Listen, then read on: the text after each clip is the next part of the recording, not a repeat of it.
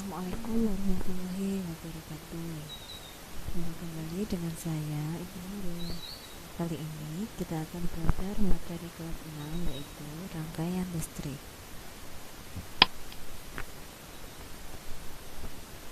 Adapun standar kompetensinya adalah memahami pentingnya penghematan energi.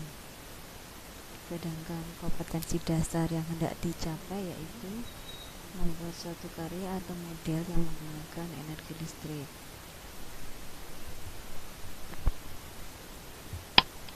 Untuk indikator, yang pertama adalah memahami sumber-sumber listrik, kedua menjelaskan bahan konduktor dan izolator, dan yang ketiga adalah menganalisis rangkaian seri dan paralel. Baiklah, kita sekarang masuk materi pertama. Sumber listrik terbagi menjadi tiga, yaitu batu baterai, aki, dinamo, dan generator.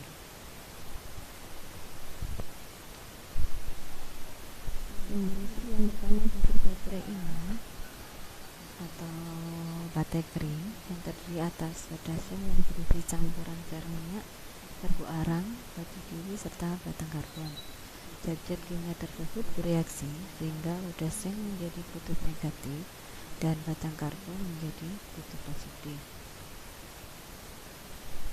Sumber listrik yang kedua yaitu akumulator atau yang kita sering sebut dengan aki, atau bisa juga kita sebut dengan baterai fasa.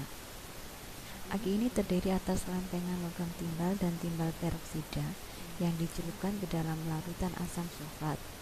Di dalam aki, logam timbal dan timbal peroksida bereaksi dengan asam sulfat, sehingga hasil dari reaksi kimia itu, lempengan logam menjadi kutub negatif dan lempengan logam peroksida menjadi kutub positif.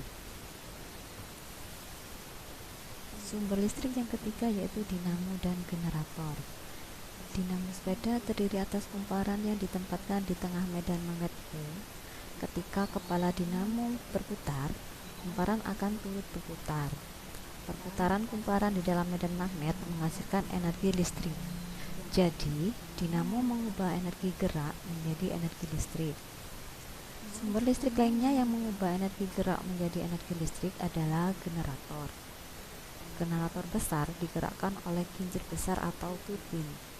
Turbin diputar dengan memanfaatkan tenaga air dari bendungan atau dam. Sampailah kita kepada rangkaian listrik. Dalam rangkaian listrik terdapat arus listrik. Dalam setiap sumber listrik terdapat kutub positif dan kutub negatif. Jika kedua kutub dihubungkan dengan kabel, maka akan menghasilkan arus listrik. Arus listrik adalah aliran muatan listrik pada rangkaian tertutup yang mengalir dari tempat yang berpotensial tinggi ke tempat yang berpotensial rendah. Tempat yang berpotensial tinggi itu disebut kutub positif, sedangkan tempat yang berpotensial rendah disebut kutub negatif. Rangkaian seri. Ciri-cirinya adalah arus listrik ini mengalir tanpa melalui cabang.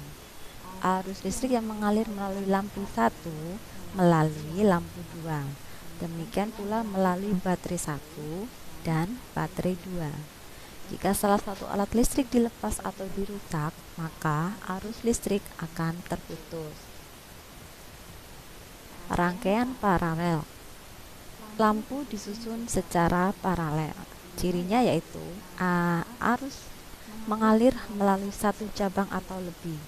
Arus listrik yang melalui lampu 1 atau baterai 1 tidak dilalui lampu 2 atau baterai 2. Jika salah satu alat listrik dilepas atau rusak, arus listrik akan tetap mengalir melalui cabang yang lain. Rangkaian listrik di rumah kita dipasang secara paralel, sehingga jika salah satu lampu dipadamkan, lampu lainnya tetap menyala. Rangkaian yang berikutnya yaitu lampu disusun campuran. Pada rangkaian campuran ini, rangkaian perpaduan antara rangkaian seri dan paralel.